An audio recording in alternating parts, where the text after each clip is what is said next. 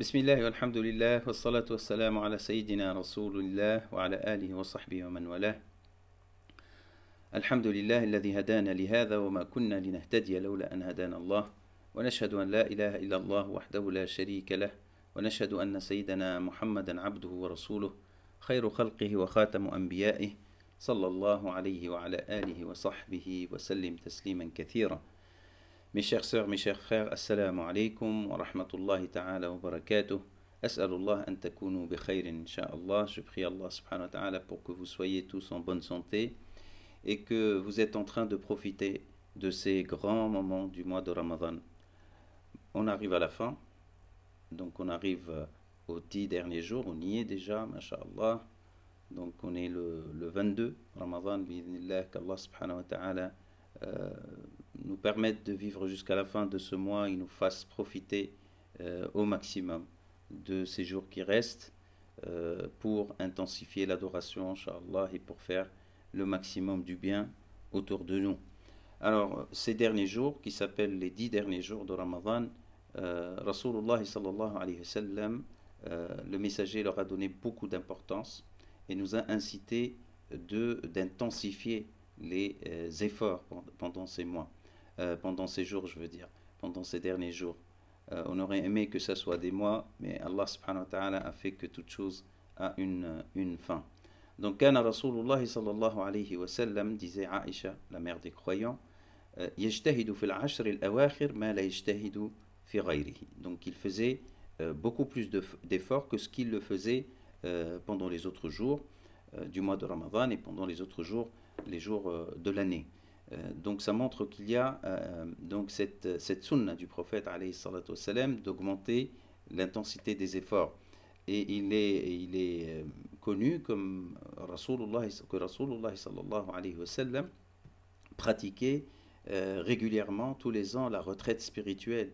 Donc il restait à la mosquée pendant les 10 derniers jours. Et le dernier Ramadan de sa vie, il a passé même les 20 derniers jours donc à la mosquée. Il ne sortait que pour des nécessités majeures et absolues. Et il se consacrait, en plus du siyam, donc du jeûne qu'il pratiquait, il se consacrait à l'adoration sous toutes ses formes, lecture du Coran, prière, dua, tout ce que faisait notre cher prophète alayhi salatu wassalam. Et donc il a incité ses compagnons, il recommande à l'ensemble des musulmans de le suivre dans cette pratique.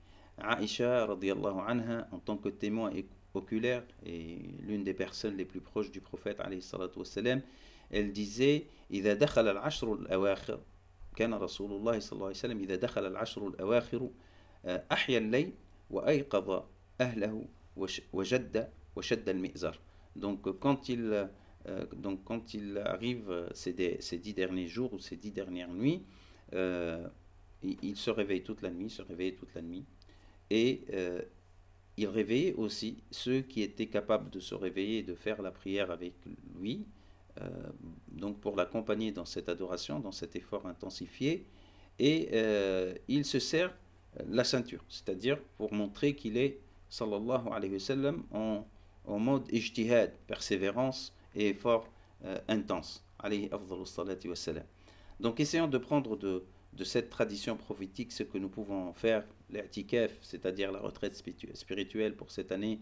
Malheureusement, les mosquées ne sont pas disponibles, donc on ne pourra pas faire l'i'tikaf, qu'Allah nous facilite ça, peut-être les années qui viennent, incha'Allah ta'ala. Mais on est dans une sorte de limitation de sortie, en vérité, avec le confinement, on est plus chez soi qu'à l'extérieur. Ça serait peut-être l'occasion de reprogrammer ces journées et ces nuits, bien évidemment, par rapport à cet effort qui est demandé et de manière exceptionnelle. Le sens de l'intensification, c'est de donner un sens à ces derniers moments. C'est comme un coureur qui fait ses 100 mètres ou la distance qu'il doit faire, mais à la fin, il donne le maximum de son énergie pour arriver correctement et de manière victorieuse à la fin de la course, donc à la fin de Ramadan, Inch'Allah, et puis pour faire pour améliorer sa performance, battre peut-être un record. Nous, le record qu'on va battre, c'est que Inch'Allah ta'ala, Allah nous permette avec l'effort intensifié d'accepter nos du'as, de nous pardonner, de nous délivrer du feu et de nous ouvrir la voie après Ramadan, Inch'Allah, pour être meilleur et capable de s'inscrire dans la durée, bi'idhnillahi as-sami' al-alim, avec l'aide d'Allah. La nuit du destin, c'est une nuit qui est contenue dans les 10 derniers jours ou les 10 dernières nuits, comme dit Rasulullah sallallahu alayhi wa sallam, et dont parle le Coran. Inna anzalnahu fi laylatil qadr, comme dit Allah subhanahu wa ta'ala. La descente du Coran s'est effectuée durant la nuit du destin. Tout dépend de quelle traduction on peut prendre, mais c'est la signification destin ou de grande valeur. C'est durant cette nuit qu'Allah subhanahu wa ta'ala fait descendre le Coran. Une nuit exceptionnelle qui vaut 84 ans d'adoration, environ 84 ans d'adoration, plus de 1000 mois.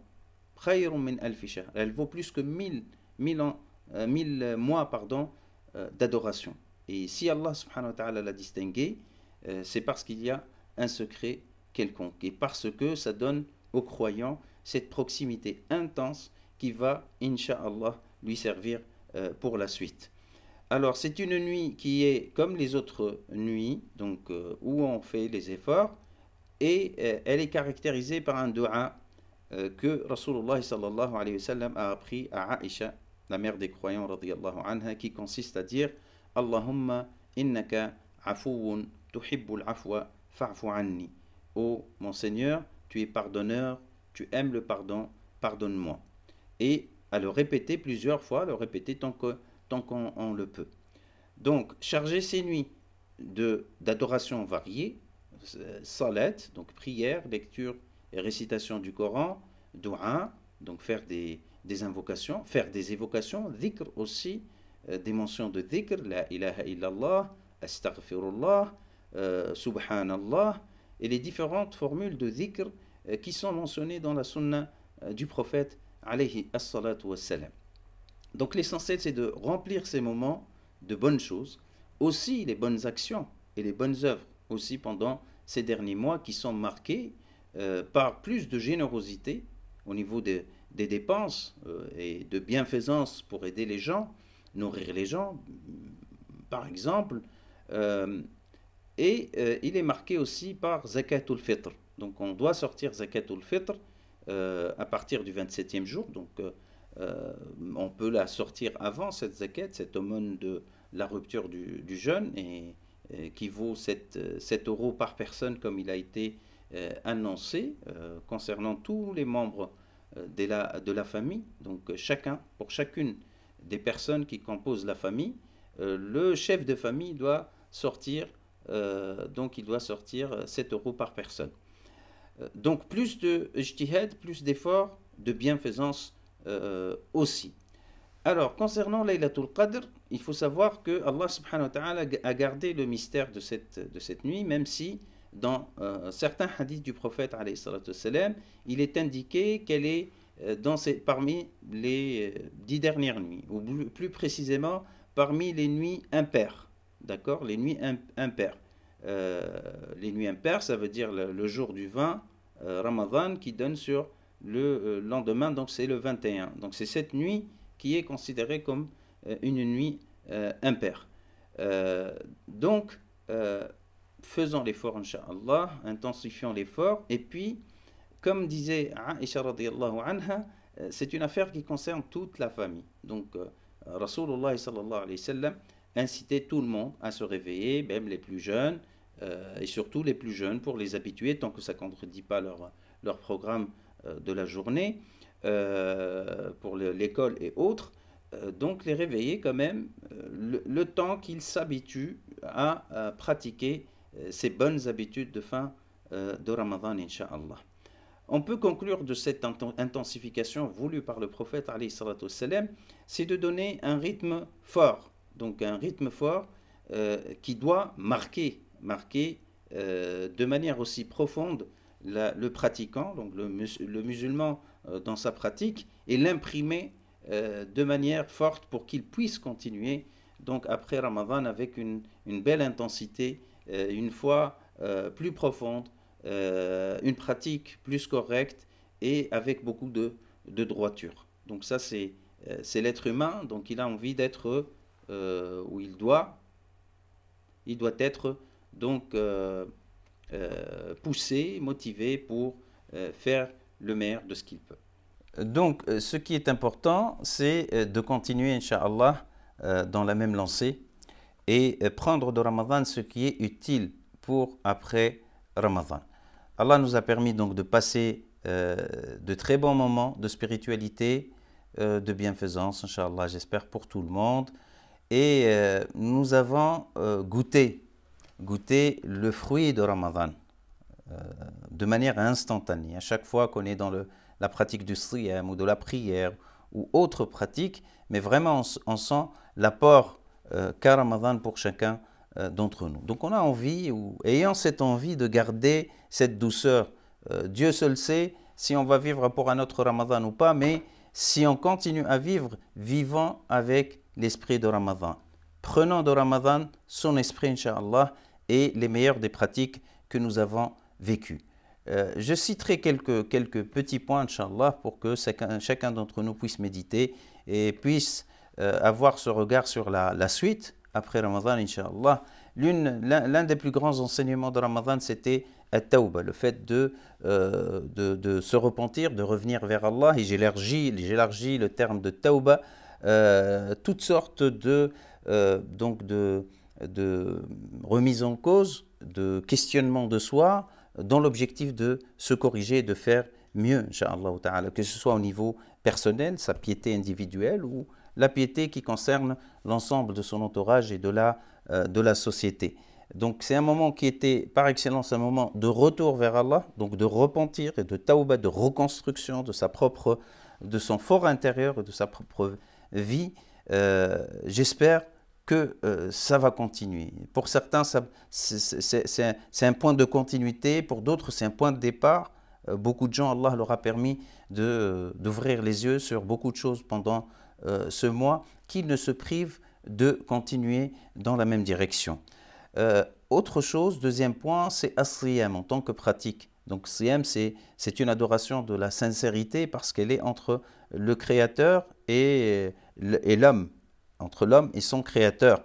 Donc c'est quelque chose de caché qui instruit l'âme de l'être humain. Elle renferme une grande qualité qui est la patience, et donc de la pratiquer en dehors de Ramadan, j'espère qu'Allah nous le facilitera. Selon la sunna du prophète, alayhi salatu wassalam, que ce soit 3 jours par mois ou 2 jours par semaine, ou selon la cadence qui permet à l'être humain d'être dans la durée. Parce que le plus important, c'est d'être dans la durée, et une chose constante, même minime, vaut plus qu'une chose abondante qui est abandonnée, qui est laissée par la suite. Pendant Ramadan aussi, Allah subhanahu wa ta'ala nous a permis de faire salat, d'être un peu plus peut-être ponctuel, de revenir carrément vers la pratique de la salat, parce qu'il y a des gens qui font la salat, la prière, que pendant Ramadan. L'occasion est pour s'y attacher, donc ne plus abandonner sa prière, ne plus faire sa prière en retard, sans aucune raison, sans aucune raison légitime, et soigner la qualité de sa prière. Donc al-khushu', avoir la concentration, faire le maximum pour que cette prière, la prière que nous pratiquons, soit remplie de sens. Et une prière qui donne ses fruits sur notre vie avec plus d'apaisement, plus de confiance en Allah subhanahu wa ta'ala, ainsi de suite. Donc la prière, c'est l'un des symboles forts de cette période de Ramadan, laquelle que nous devons, incha'Allah, préserver à tous les niveaux. Et je conseille mes chers frères, mes chères sœurs, à qui Allah subhanahu wa ta'ala a donné la possibilité de revenir à la pratique de la prière, qui ne l'abandonne pas après Ramadan. Aussi, pendant Ramadan, on a le Coran al-Karim. Donc il y a un lien intense qui s'établit. Ça serait dommage qu'il s'effondre après Ramadan. Donc gardons un minimum de lecture ou de récitation pour ceux qui sont dans la mémorisation, qu'ils restent donc dans leur effort de mémorisation. le minimum, c'est d'avoir un lien quelconque, que ce soit de récitation, de lecture, de mémorisation ou de révision de la mémorisation. Le contact reste quotidien sur même un petit moment que nous consacrerons pour la lecture du Coran. Il ne faut pas passer de la lecture du Coran tout entier à rien par la suite ou à très peu de choses. Aussi, Ramadan nous a invités à faire du dua. L'ambiance, elle est totale en vérité. La prière, le siyam, tout est favorable et on était dans un état spirituel et on est, j'espère qu'Allah subhanahu wa ta'ala préservera cela en nous pour faire le dua. Et le dua, c'est l'une des adorations qui caractérise siyam, et on l'a dit auparavant, c'est l'une des adorations qui est acceptée quand on est en état de jeûne. Donc on l'a fait. Continuons aussi à observer le dua. Dans nos prières, bien évidemment, dans les moments de prosternation durant lesquels on fait le dua, ou en dehors, après la salat, ou à tout moment, on peut se mettre en situation de dua, implorer Allah subhanahu wa ta'ala, lui demander ce que nous souhaitons parmi les bonnes choses, et nous prions Allah subhanahu wa ta'ala pour qu'il nous accepte. Parmi aussi les choses importantes de Ramadan, c'est le fait de protéger, de contrôler, de retenir ses impulsions, et notamment la colère. Donc quand on est pendant un jour de jeûne, on se retient, on se rappelle qu'on est en train de jeûner. Rasulullah sallallahu alayhi wa sallam nous conseille de dire Allahumma inni sa'im.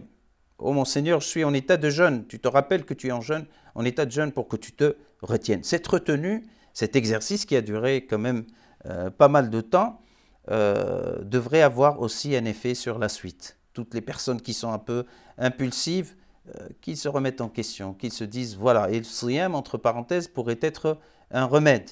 Donc on peut se guérir, on peut guérir nos faiblesses à travers siyam. Donc si tu fais siyam en dehors de Ramadan, ça serait peut-être une grande correction et très efficace, donc qui te permet de te contenir et de ne pas te laisser emporter.